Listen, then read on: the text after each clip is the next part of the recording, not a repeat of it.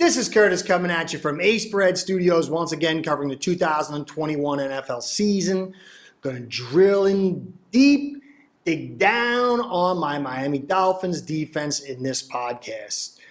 Talk is going around. Maybe Flores sucks. Maybe his scheme sucks. Maybe his defense sucks. Maybe he sucks as a head coach. These are all valid questions considering what we're seeing on the field. Now, a couple of commenters did the right thing. They questioned me, and I want to read their comments right here. Maurice was the first. You can see her right here. Per Barry Jackson Twitter, Dolphins have been outscored 154-79 this season and 205-105 this calendar year. How in the hell is Flores getting a pass for this abysmal defense? Jay also said, if the defense does its job on third downs, they won't be out there. This is Flores' defense. He is the coach. You keep justifying and making excuses. They really suck. Thank you, Jay, and thank you, Maurice. This is critical thinking, intellectual honesty needs to have challenges. It needs to have the ideas presented to be considered and opposed. And I appreciate that. And I spent a lot of time over the last 2 days considering their thoughts and my own thoughts. Am I being biased? Do I love Flores so much? I want him to be our coach so much that I'm not being intellectually honest and presenting poor information? So I had to evaluate myself. I went back, started digging in loads of data, pouring through it all, and I made a bunch of graphics on this one, which was another comment. Somebody said, and I wish I wrote his name down, he said, hey, you know what? You're talking, you're presenting these, this information, this statistics and data, maybe a little graphics or video or some will help others and me kind of absorb the information. And I did that. I spent a lot of time digging, studying, considering, and putting together graphics to help my idea and the statistics themselves be presented properly. On the back end, though, I'm going to cover each week by week and present some stats there. It's too much work. I think, you can go check these stats out very easily, and I think they'll be pretty much easier to follow along. So I'm going to, for Bills fans especially, but any football fans, I'm going to put a timestamp just ahead of this, where this data and the graphics are going to be, because I think it applies to every team, not just the Dolphins here. I took the top 10 defenses and looked at all that they had as far as their defensive success, what their inclinations were, the offenses that supported them, and generally a framework around them. What was the common themes? And I think a lot of people will be a little bit surprised. I learned a lot. So again, Maurice and Jay, thank you for challenging me. It really made me have to consider my own thoughts. And I learned a lot in the process. So I guess we'll start right away with the first slide, and we'll start building it up from there. So let's take a look and see what we see. All right here is the top 10 defenses, with Miami Dolphins being the 11th as a reflection. Win-losses, I have their rankings as pass defense, ranking as run defense, and opponent's third down efficiency ranking as well. Now, I did a color coding system with a point value system attached to it. Red is top 5, and that will be 1 point. Pink will be top 10, that will be 2 points. Orange will be top 15, that will be 3 points. White will be top 20, and that will be 4 points. Anything out of the top 20, I considered 5 points and did not put a color coding on it. And I'm going to add up each of these categories. I have the offensive stats coming next to show you what the true value is to these different categories, to the top 10 defenses in the NFL in 2021. And from my studies from the past and papers I've read, articles I've read and stuff like that, I think it's going to correlate out to the past as well. So it is a limited study of 5 games, but I think if you continue this, you're going to see that it pans out as well. So let's take a look.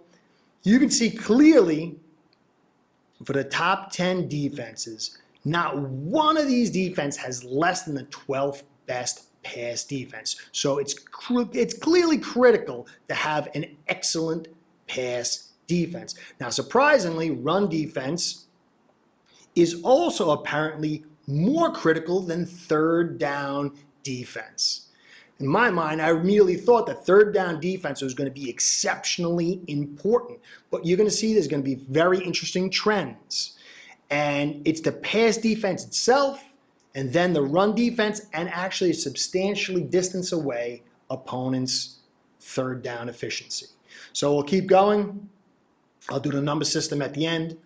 So this is the statistics and categorizations and rankings of the offense supporting these top 10 defenses. So I have here opponents' pass yards per game, opponents' run attempts per game, opponents' rush yards per game, and then the third down efficiency of their offenses. And again, you're going to see something interesting. It's a pass-happy league, but pass yards don't really have as great a value as the run yards or run attempts. And even third down efficiency isn't as valuable. This was very surprising to me. But then there's going to be one more statistic that's really going to flesh this out. Okay, so this slide here, I have the opponent's win percentage. So we can kind of gauge all these stats, the records of these defenses against the level of competition they've played, and also the time of possession of these teams with these top 10 defenses. And you'll see here, time of possession is critical. It's nearly as valuable as pass defense. And as we investigate it deeper, you're going to see that time of possession is the girders, it's the framework that everything else is built on. Top 4 defenses all have top 5 time of possession. In fact, only one of these top 10 defense has a 20 or less time of possession.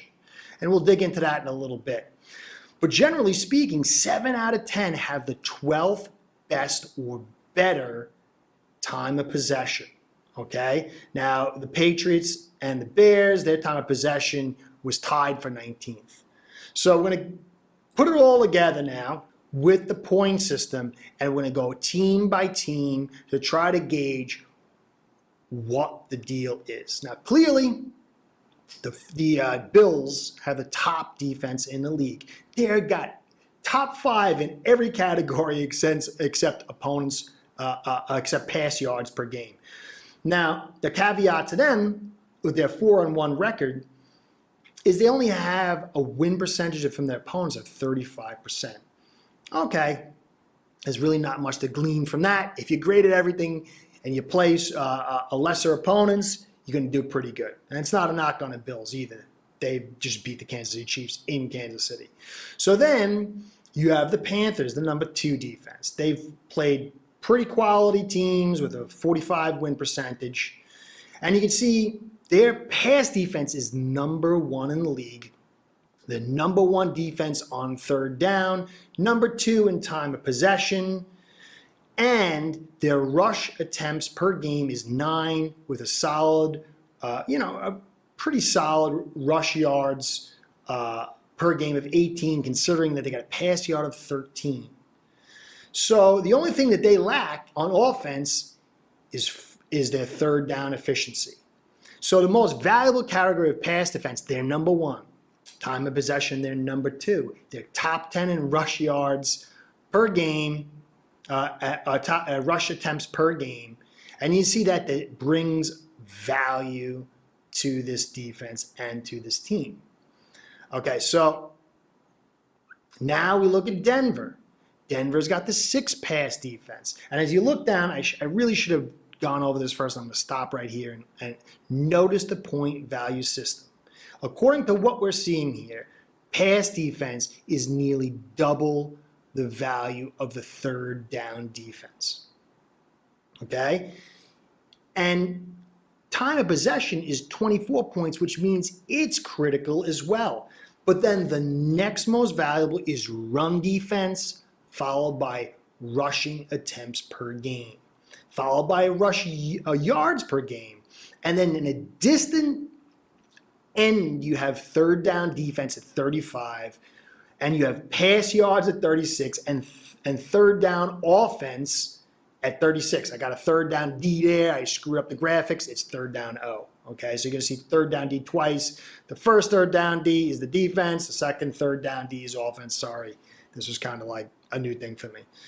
So the critical aspects in order: pass defense, time of possession, run defense, and rush attempts per game. Okay, and then a close rush yards per game. So we're at Denver. Denver obviously has a very successful rushing attack. They have time of possession. They have a 6-pass defense. So it's this rushing offense and the attempts and yards that are generating their time of possession, which is allowing their run defense and pass defense to get rest. Now, I want to talk about something. Again, I'm sorry for interrupting, but I guess with the graphics here, it's going to make it a little easier. People, you have to understand that running the football means that the offense is attacking the defense. Every single player, just about, is getting hit.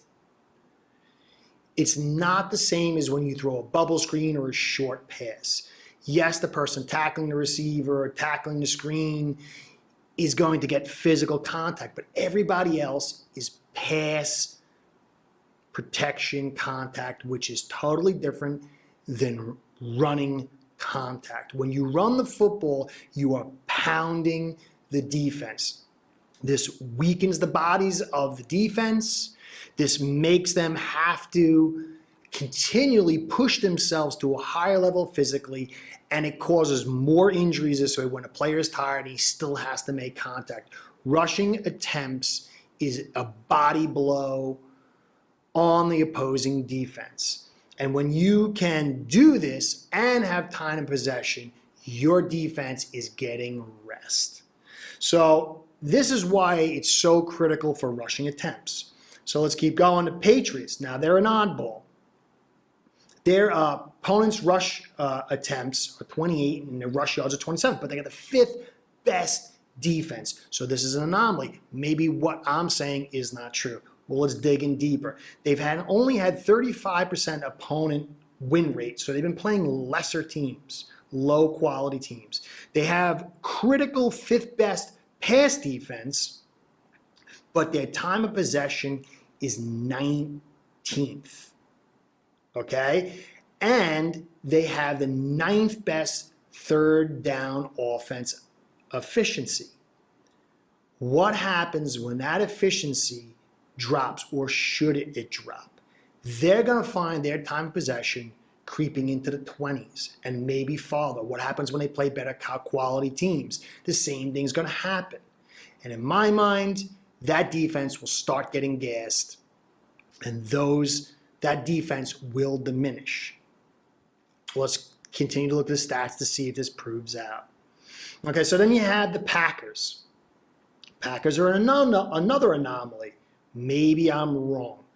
But they're playing 45% win rate opponents, which is very, very good. They have the 10th best pass defense, but they're not really running it that much. I mean, yeah, their rushing attempts are pretty decent, 18th, but their run yards are 21. But again, it's context. They have a good run defense, and they have Aaron Rodgers, who's a Hall of Fame quarterback, who's able to make them have the 16th best passing yards and the 11th best third down efficiency. What would it be like if they didn't have Hall of Fame Aaron Rodgers? So then you have the Bears. Now, the Bears right here are playing 55% opponent win rate. They've got the 12th best pass defense, 12th best run defense, which is good. Their third down defense is terrible. But they have the 8th best rushing attempts, 9th best running yards, and the 19th best time of possession. You say, well, they got this great running attack, but where's that time of possession? You have to keep the context. They have the 32nd worst pass yards per game, and 28 third down defense. Remember, it's not all or nothing. It's all a binding together of all the parts. What would their time of possession look like if they had the 20th best passing attack or 20th best third down offense, or they played lesser opponents? But again, it's the running attack that's keeping them in business. The Eagles, now they have very few rushing attempts. They've played 47% of their opponent win percentage, but they've got the third best pass defense. Well, what's going on? And look at their time of possession. It's 26th. But again, let's look at the context. They're 2-3. They have the 13th best rush yard attempts, 12th best pass yards, and 15th best third down offense. This is keeping them slightly in business, but they're on a descending track at 2-3. This time of possession is going to wear on them. They have the 30th best run defense. I would say that unless they start putting more rushing attempts, this defense is going to start wearing out, and you're going to see that pass defense diminish, and their record's going to diminish as well. Now, here's the Raiders. Raiders are playing 60% opponent win rate. The top, they had the highest win rate percentage, and they're 3-2. They're not running the football successfully. But again, their time of possession is number 7, and their pass defense is number 4. This kind of throws things out of whack if we don't take the context. Remember, it's not all or nothing. It's about getting time of possession somehow, okay? This team is the 4th best passing offense, 13th third down offense, 4th best pass defense, and 9th best third down defense. So they're mastering the passing game on both sides of the ball and the third downs on both sides of the ball. But they're now, after a 3-0 start, 3-2, and you see some of the air coming out of them. John Gruden's no longer there. He was able to call up some plays in the passing game to mask the failures on rushing attempts and rush yards and run defense. But this is going to, in my opinion, gas out. Because as you leave that top 4, you see the lack of the run game. And the rushing attempts specifically start skewing with the time of possession. Now, the Raiders haven't hit that point yet, but I think it's coming. I think it's going to come. So, what does this say about the Phins? Phins, their 26 passer defense is their second best stat, which is important. Their first best stat is 25th and third down offense, 3D, remember it's 3-0, second column. But that's one of the least valuable assets on this chart. But the keys for them is they played 50% of their opponent's win rate, which has been a fairly tough schedule, but they're 32nd in rush attempts and rush yards. So now I'm going to take this and play it out in the practical purposes of going through weeks 1 to 5 to take a reflection on what we saw to see if this plays out in reality. Okay? So, week 1, we played the Patriots and won 16-17. Time of possession was 23 minutes Dolphins, 36 minutes the Patriots. Third down efficiency, 36% Dolphins, 68% Patriots. Pass yards, 158 Dolphins, 268 Patriots. Rushing attempts, 17 Dolphins with 6 QB rushes and 30 attempts by the Patriots. And remember that a QB run, unless it's a design run, means that only the contact is happening between the quarterback and the defender. It's not a planned attack where everyone along the line, all the secondary, and everybody is getting hit. It doesn't have the same value. Okay, so we won that game. but our time of possession was nearly a quarter. The defense was on the field nearly a quarter more than they should. Week 2, we lost 35-0, blowout, terrible defense. Let's look into it. Josh Allen was 17 for 35, 2 touchdowns and 1 interception. The rushing attempts was 16 Dolphins, 28 the Bills. Pass yards, 145 Dolphins and 171 the Bills. So this defense wasn't passed out of existence. Time of possession, we actually edged them with 31 minutes to 28 minutes. Third down efficiency, very close, 44% to 55%. Turnovers, 2 Dolphins, 3 the Bills. Defense played well. They caused 3 turnovers, limited Allen to 171 yards. But what was the great difference? The rushing totals, 16 to 28. And also the rush yards too, which is a huge, huge disparity. So week 3, 28 to 31 loss in overtime. Carr was 26 of 43, so he didn't have a great day. He was closing on 50% pass completion for 386 yards, 2 touchdowns, 1 pick. Brissett had 32 passes, 32 completions, 49 passes for 255 pass yards. The rushes were 20 rushes for the Dolphins, 34 for the Raiders, with 7 QB rushes. The rush yards were 133 Dolphins to 140 Raiders, and yet we threw 49 times.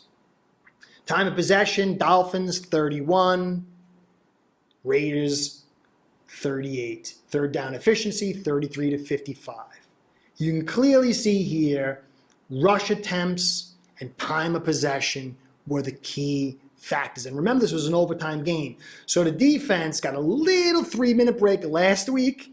This time, they got 7 minutes more and got to play in overtime. Week 4, Wentz 24 for 32 for 228 yards and 2 touchdowns. Brissett 20 of 30 for 199 yards and two touchdowns and no picks. Rushes 13 by Miami with 2 from the quarterback versus 28 from the Colts and 5 from their quarterbacks. Time of possession, again, another quarter difference, 23 to 37, a full quarter. Rush yards, 35 to 139. Third down efficiency, 22 for the Dolphins, and not a great 44 for the Colts. Jones was injured, and likely Howard too, because he went on the injured list, and you could see his play the following week.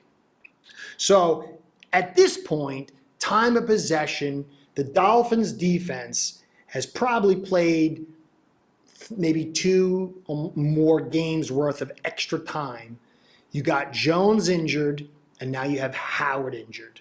But look at the carries. Look at the offensive output, their decision making. So now we enter week 5 where the uproar happens about the defense. Brady, 30 for 41, 411, 5-0. The backup was 3-3 for 41. Brissett, 27 for 39, 275, 2-1. Rush attempts, Miami, 7. Receivers had 2 rushing attempts on top of it, so we'll say 9. Patriots, slip of the tongue. Tampa, 21 rushes, 4 by the quarterback. Rushing yards, 39 to 121. Time of possession, another 23 minutes to 37 minutes. Third down efficiency, 25 to 72. And this is where the Dolphins defense really, people are saying, what's going on? But what's the context? Okay. The most critical thing for a defense is pass defense. Both your star cornerbacks are injured. Followed by time of possession. Time of possession is absolutely out of whack. This defense is already gassed. You can see it's insane. It's insane how much extra this defense is playing. You couldn't run the football, and you didn't have any rushing attempts. This game, up until the third quarter, 7 minutes left was 17-24. And I made a mistake in my last podcast. I forgot to add 7. I messed things up. I was having problems technical and I forgot to put it in there. My apologies. But really, this game didn't get blown out until the fourth quarter. But at that point, you had 2 cornerbacks on one leg, weren't running the football. They were on the field all day. What do you expect? So this is my case.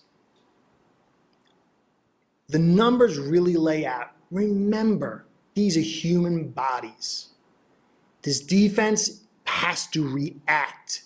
It's much more difficult to react than to act. This is why a defense must be fresh. This is why a fresh defense is a dangerous defense.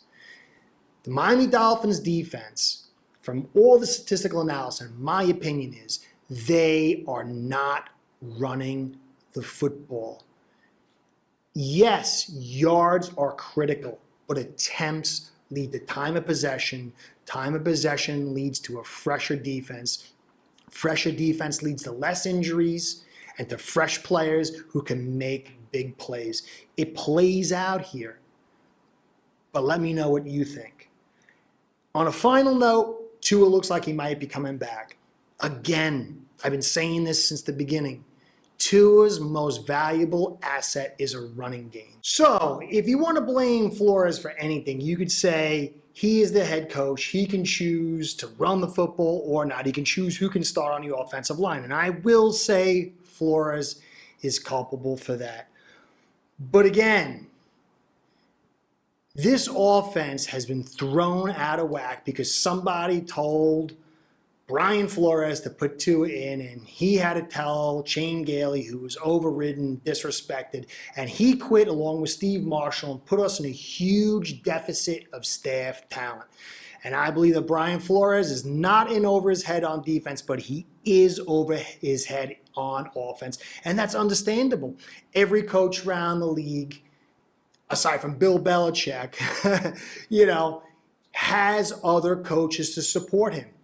This is the guy's 3rd year, and he's had to deal with a load of garbage. And Steve Ross can hire veteran coaches because no one will come here. It's the den of snakes. What happened with Sperano, and now what happened with Gailey. So this is a very bad situation, but it can be resolved. I do believe that this offense has the ability to run the football. I believe you get Jackson out, even put Kinley in there, or you put Robert Jones in there, switch it around a little bit, run the football. Now, I don't know how bad Howard's injury is and how bad Byron Jones' injury is, and that is critical. But to me, this defense is a good defense. The scheme is a good scheme, but you got your 2 stars nicked up on one leg. You got a just horrific time of possession, and you don't run the football, which grinds up a defense. So that's my belief. I believe Flores, he's got qualities that are good, and he's got some inexperience. But if he chooses to run the football, there is still hope. This is my take. I want to hear your side. Your comments mean a lot to me. They do. This whole thing's been generated out of comments.